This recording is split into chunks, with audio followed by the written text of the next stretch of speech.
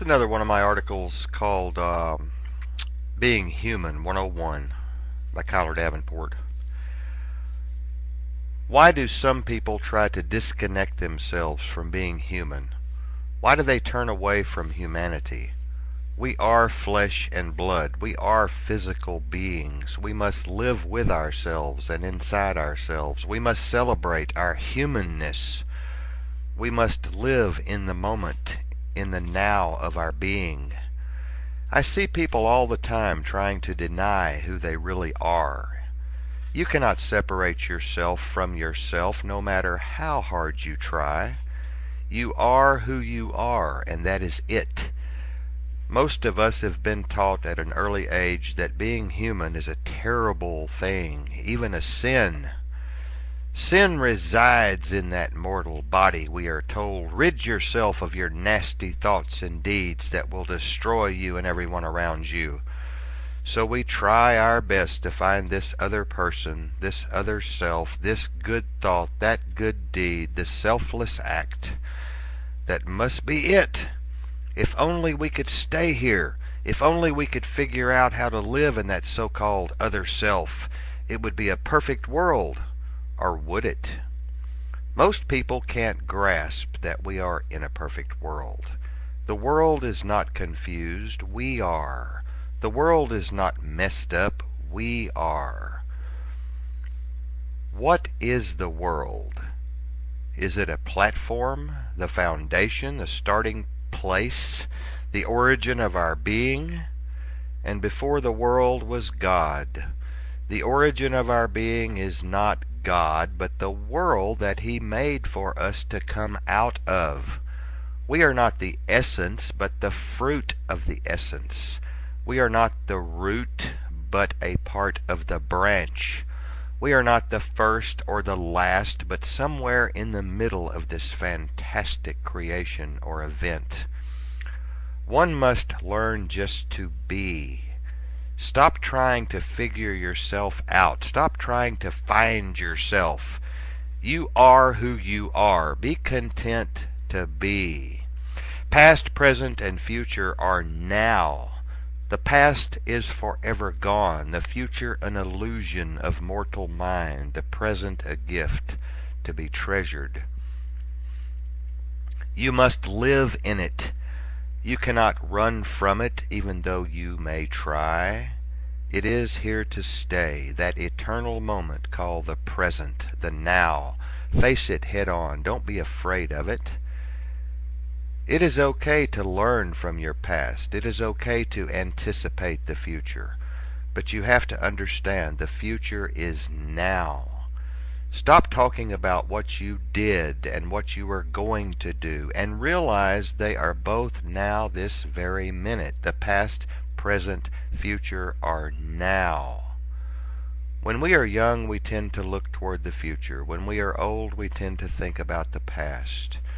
To make sense of reality, we must have a sense of past, present, and future. For this is the very nature of who we are at any one given moment in time. However, in order for one to break free of destructive and unwanted behaviors, one must take control of the present moment and understand its complexities. Most of us are programmed and even controlled by our so-called past. Some of us refuse to live in the present because we are stuck in the past. You did not become who you are today all by yourself. You are a product of your sensory input, sight, hearing, smell, taste, and touch.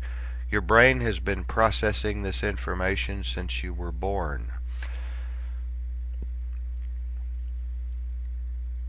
So in effect, you are a byproduct of multi-sensory input coming in from any and all possible sources within your environment. Most of these sources are all very powerful and have had a massive influence on you and your way of thinking at this very moment. So much so that you would have a hard time becoming anyone else or acting or behaving in a different way. That is because you have not been taught how to operate this complex environment we call reality. Would you say that you are in control of yourself and or your environment at this very moment? Would you say that you call the shots? Do you smoke? Do you exercise? Do you eat the proper foods? Do you overeat? Are you overweight and unhealthy? Do you have a temper? Do you overspend? Are you selfish and greedy? Are you depressed and angry? Do you talk too much? Are you lazy? If you experience any or all of these things, then you are not in control of yourself. You are under submission to the elements that you have allowed to take you over and invade your space and place. Any negative, unproductive, or destructive behavior is a sign that you are being controlled by external forces. These forces have taken you over. You were made up of multiple variables, parts, and pieces that have culminated over time into the you call you. The whole is made up of many parts, and parts are made up of even more parts, and so on and so on. You are a small part of all that has ever been and all that will ever be. Everything you say, do, and think affects every other component in the mix or system of things. The system is made up of tiny variables, with no one variable being the key piece in the puzzle. All pieces operate independently to affect the whole. The whole is always changing depending on the state of each individual component and variable within the whole. The whole never completes itself and will always be in a state of flux.